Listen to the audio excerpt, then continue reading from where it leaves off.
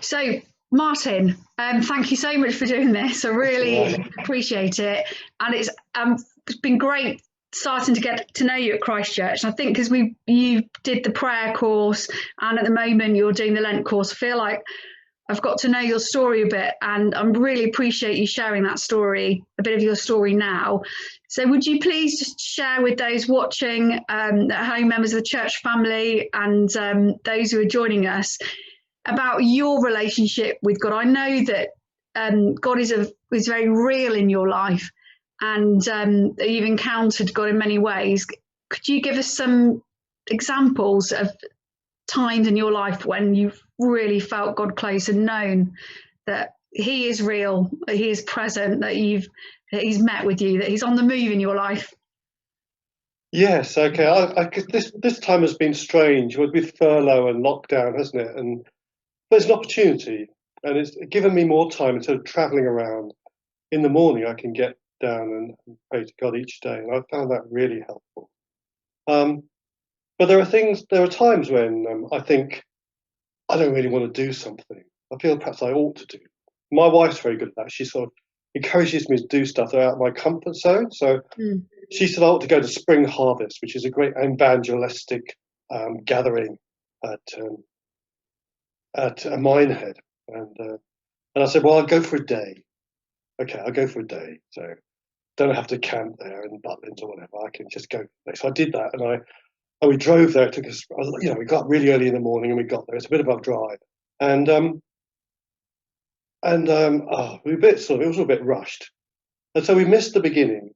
But as we approached, we heard the sound of the song, a huge sound of thousands of Christians praising God. And suddenly it was like coming home. It was fabulous. It was like you could feel the Spirit of God inside you. And it was a real sort of warm, and you thought, yeah, this was the right thing to do. Brilliant. And I guess another time was when recently we went on a sort of church training thing about resources. It was all a bit dry, sorts of different things. And you could see, yeah. And then this young chap said, right, resources for talking to people about Jesus. He said, I want you to break down into breakout groups and just tell each other how you became Christian. I thought, wow, I didn't expect that. That was on the agenda. But what a thing. There's about 6 of us, and we just suddenly said, well, this is how we met Jesus. And the Spirit of God just felt, yeah, that's what you should be doing.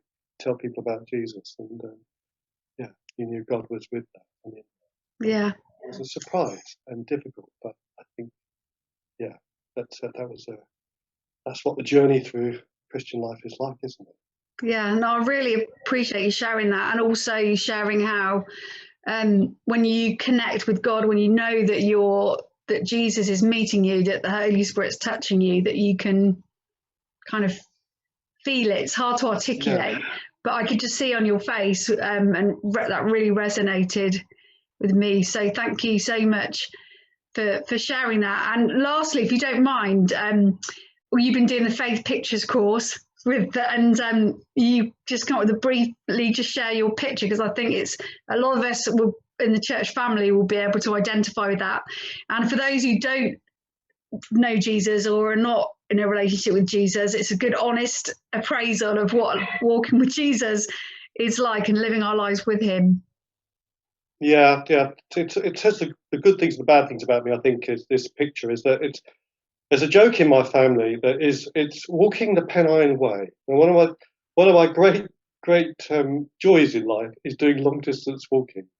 And I'm a bit fixed because I have to do it from end to end. I have to do it.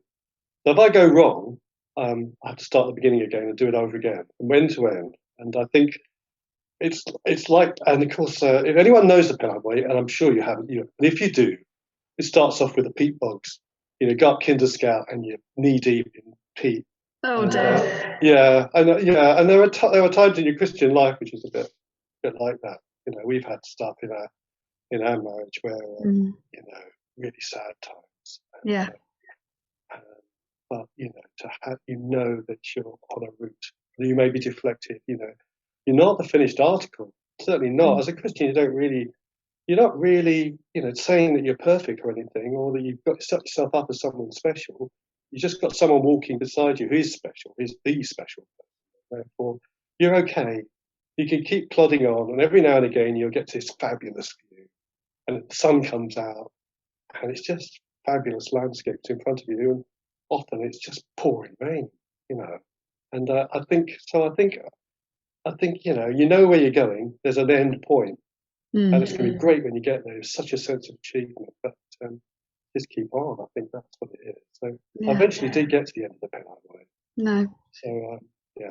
Brilliant. Thank you, Martin, and thanks for being honest about yourself as well, and how who you are as a person, and that your unique relationship with God and what it looks like for you, and how you've encountered Jesus in your unique way, and it's been really encouraging. Thank you.